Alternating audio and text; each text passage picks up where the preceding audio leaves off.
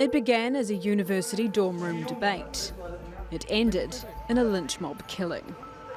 This chilling footage shows 23-year-old Mashal Khan being shot and beaten to death by his fellow students over accusations he'd committed blasphemy against Islam.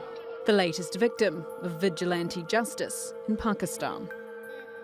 Several of those allegedly involved have been charged with murder, and there are reports the blasphemy claims were made up as an excuse to target him.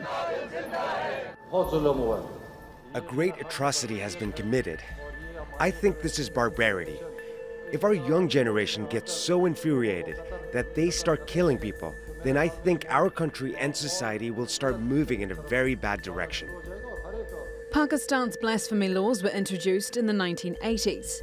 They carry the death penalty for defaming the Prophet Muhammad, or life imprisonment for insulting the Quran.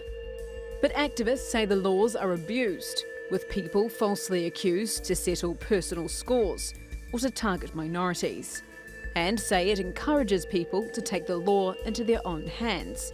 At least 65 people have been murdered over allegations of blasphemy since 1990. Most Pakistanis believe blasphemy should be punished in some way. Last year, thousands came out to protest the execution of Mumtaz Qadri, who killed a Punjab governor in 2011 over his calls for blasphemy law reforms. Pakistani Prime Minister Nawaz Sharif said he is shocked and saddened by this senseless display of mob justice, and promised that those involved would be punished. But his own government has been accused of loudly beating the blasphemy drum, emboldening religious extremists. With blasphemy invoking such a passionate response in Pakistan, should the government reconsider its approach? And should the laws be changed to help prevent them from being misused? Yvette McCullough, The Newsmakers. Well, to discuss this, I'm joined now from Karachi by Mohammed Gibran Nasser. He's a lawyer and a civil liberty activist. And here with me in the studio is TRT world journalist Shoaib Hassan, who's been following this story closely and has covered Pakistan for many years. Gentlemen, thanks for joining us. Gibran Nasser, let me start with you. Shocking situation with Mashal Khan. Incredible images, that have been shared all over the world, hitting people's social media feeds, a lynching basically, in the flesh that they're watching. Many people asking why, how, who's to blame, what's to blame, who do you blame and what do you blame? Imran, while I was waiting to interview with you, I was surrounded by the beautiful sound of the evening azan, which says, come towards prosperity, come towards success. But unfortunately, we Muslims, due to our intolerance, feeded by our own ignorance, have done a great injustice to the glory and the legacy of our beloved Prophet Muhammad, peace be upon him. And who I blame right now is our society as a whole. Just like Mashal's parent did not send their son to the university to get murdered, I'm pretty sure that other parents also did not send their child to the university to become a murderer. It's been our policies in which we have weaponized religion. It's been our policy in which we have shut down dialogue and discourse on religion. And it's been our policies where we have used religion to meet political and economic ends, that it has fallen in the hands of people who have ulterior motives, who brainwash young children, who take the opportunity of these weak moments and then instigate violence. And it's very strange that why is Pakistan the only country right now which somehow feels that it is a flag bearer of Islam? If you look at Turkey, which has a sizable Muslim population, or if you look at other countries like Qatar, Bahrain, Algeria, Libya, Jordan, Kuwait, or Oman, none of them have the death penalty for the blasphemy law. Gibran, let me come in here for a second. We also need to talk about reforms here. Sure, okay, let's talk about reforms as well. But let me come in here. You hold society as a whole responsible. It's hard to hold society as a whole to account. So if you could narrow that down for me, if you could give me a figure or an ideology or a group that is more responsible than others, who would that be?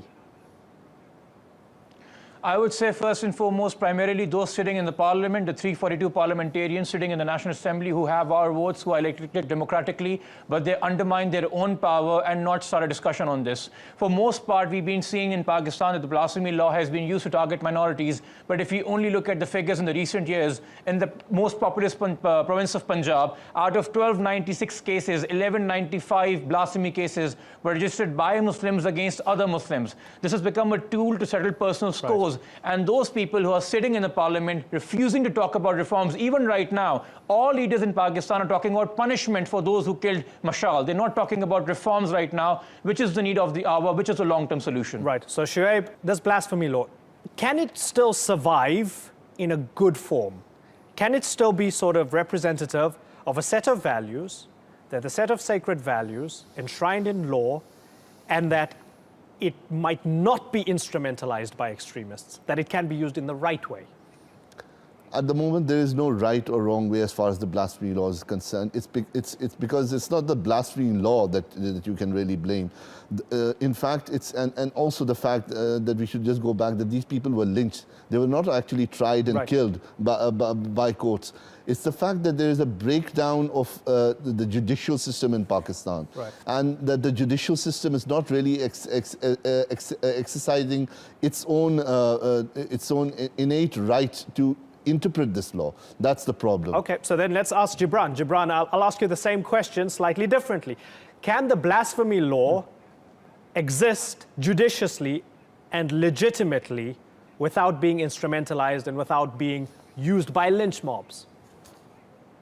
Most definitely it can. What we need besides reforms is also awareness amongst the masses that what really is the blasphemy law, who can implement it. We have people, non-state actors, often supported by our military establishment and our political parties, who go out on the streets and say that we have the right to take law in our own hands. And if the courts aren't punishing anybody, let's do it ourselves. We have a very tragic example back in the 90s when a 14-year-old was acquitted by a sitting judge of the Lahore High Court under a false blasphemy allegation. Later, a man came forward and killed that judge for acquitting that man. So when we have this message and this education being spread in the masses that if anybody has been accused of blasphemy, they have to be guilty and there is no other way, that's also problematic. When you talk about reforms, there are three kinds of things you can do. There's procedural reforms, substantive reforms, and the repeal. Let me just talk about procedural reform here. In Pakistan, if today I have to go and book a case against somebody who is indulging in hate speech, who's calling me an infidel or instigating violence against me, I can't do that. Only the state has the right to register a FIR or a case for hate speech. But for blasphemy,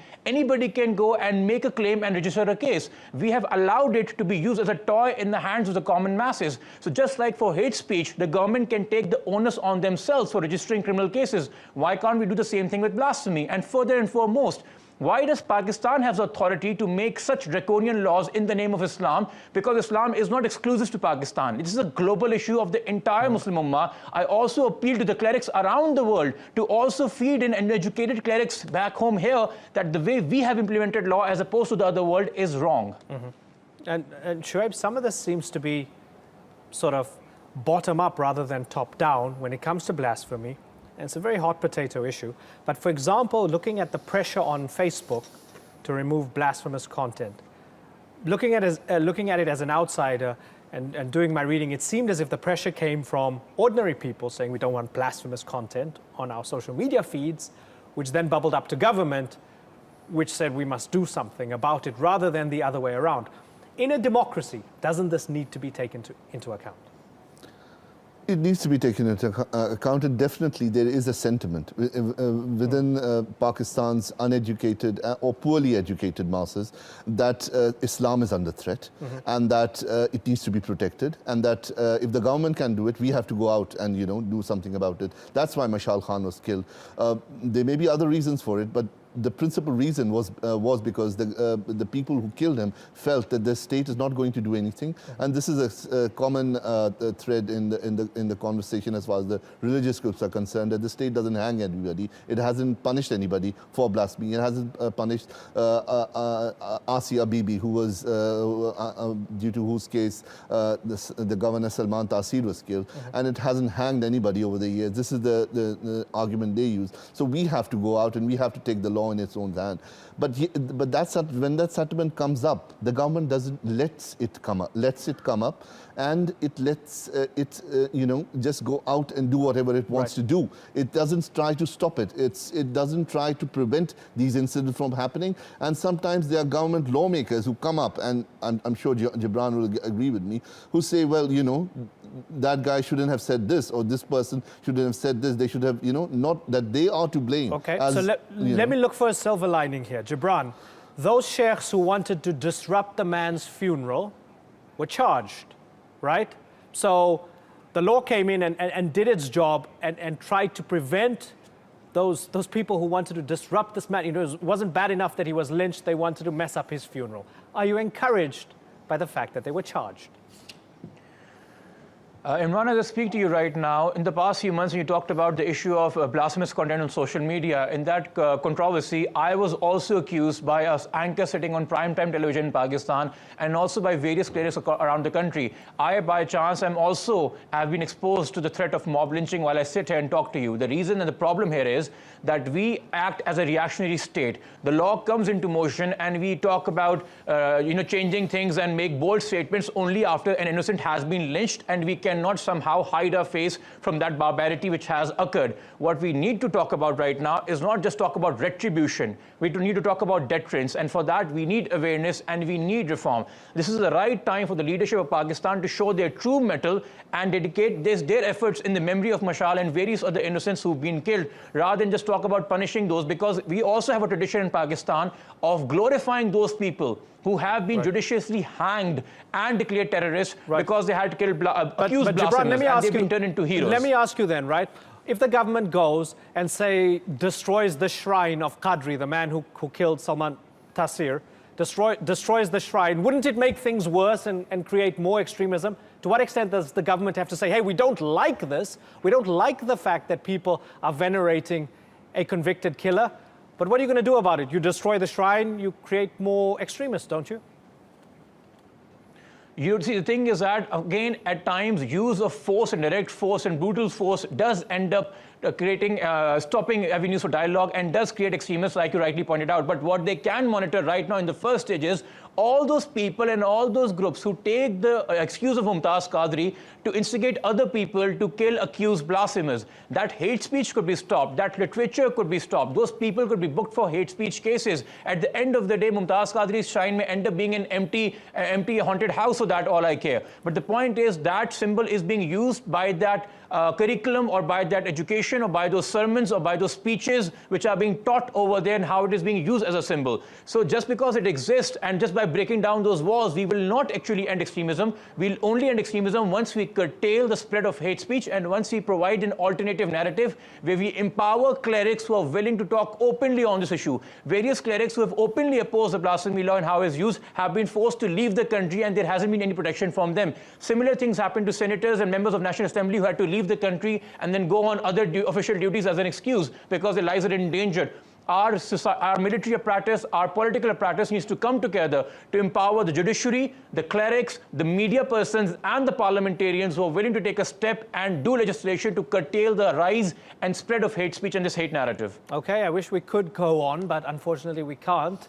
We're out of time. Gibran, it's been a pleasure talking to you, and Shoaib as well. Thanks so much.